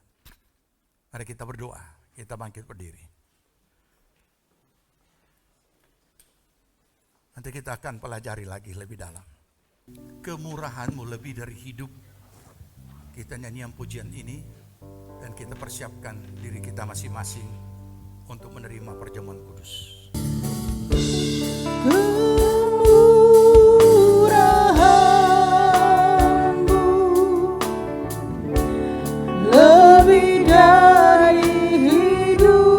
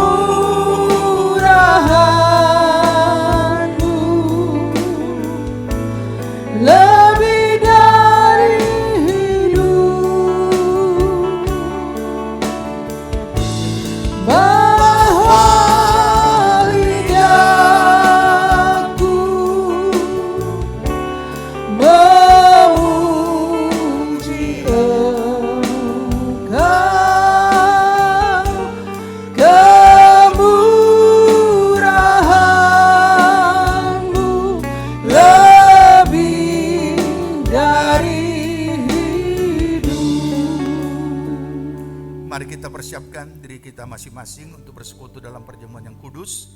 Saya akan bacakan firman Tuhan untuk menuntun kita dalam mengadakan persiapan diri. Demikianlah firman Tuhan. Barang siapa dengan cara yang tidak layak makan roti atau minum cawan Tuhan, ia berdosa terhadap tubuh dan darah. Karena hendaklah tiap-tiap orang memuji dirinya sendiri, dan baru sesudah itu ia makan roti dan minum dari cawan itu. Karena barang siapa makan dan minum tanpa mengakui tubuh Tuhan, ia mendatangkan hukuman atas dirinya. Sebab itu banyak di antara kamu yang lemah dan sakit dan tidak sedikit yang meninggal. Kalau kita memuji diri kita sendiri, hukuman tidak menimpa kita.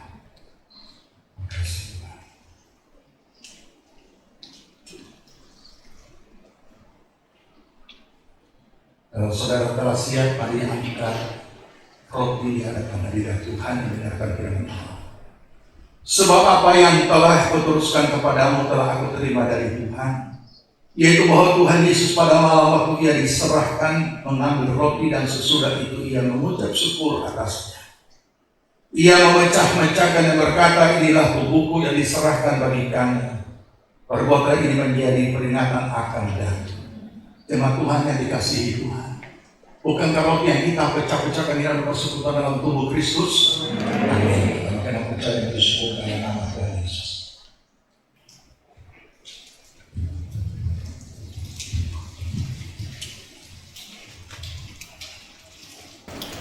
Angkat cawan di hadapan hadiratnya dan dengarkan firman Tuhan. Demikian juga yang mengambil cawan sesudah makan lalu berkata, cawan ini adalah perjanjian baru yang dimateraikan oleh darahku. Perbuatlah ini setiap kali kamu meminumnya menjadi peringatan akan darah. Sebab setiap kali kamu makan roti dan minum dari cawan ini, kamu memberitakan kematian Tuhan Yesus sampai ia datang kembali. Jemaat Tuhan yang dikasihi Tuhan, bukankah cawan pengucapan syukur yang atasnya kita ucapkan syukur terhadap persekutuan di dalam darah Kristus? Amin. Kami dengan percaya dan bersyukur dalam nama Tuhan Yesus.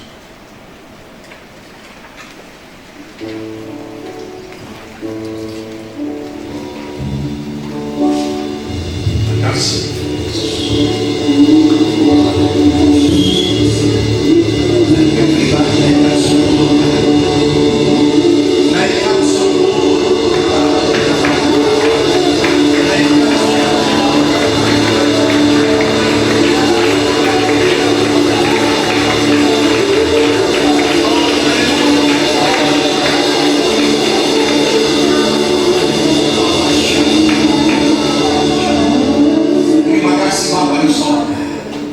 Terima kasih untuk lawatanmu, terima kasih kami boleh menerima kebenaran firman-Mu, dan biarlah terus Tuhan berkarya bagi kehidupan kami dan Roh-Mu yang kudus, memberikan kami pemahaman dan mengerti akan segala kehendak-Mu dan kebenaran-kebenaran-Mu Tuhan. Terima kasih kami boleh bersekutu dalam tubuh dan darah Kristus, dan kami yakin bahwa Tuhan sudah melawat setiap pribadi, pertolongan, kesembuhan, penghiburan, kekuatan, dan jalan yang membukakan bagi setiap jemaat-Mu Tuhan, masing-masing dengan segala pergumulannya. Kami percaya Tuhan sudah melawat mereka. Terima kasih Bapa di sorga, terpujilah nama Tuhan. Kami mengucap syukur Engkau memberkati seluruh umat-Mu, Engkau melihat setiap apa yang menjadi pergumulan mereka, dan kami yakin Tuhan sudah memberkati mereka. Terima kasih Bapa. Terimalah berkat damai sejahtera dari Tuhan Yesus Kristus. Kita Allah Bapa dalam persekutuan Roh yang kudus adalah kiranya tinggal menyertai kita sekalian. Dibuatnya kita hidup bijaksana, sehingga berhasillah segala kita kerjakan sampai berkelimpahan dari sekarang sampai Tuhan Yesus datang kembali. Amin. Ibadah kita telah selesai. Kami berdoa agar saudara dapat diberkati dalam ibadah hari ini. Selamat hari Minggu, tetap berdoa, berjaga, dan bekerja. Tuhan Yesus memberkati.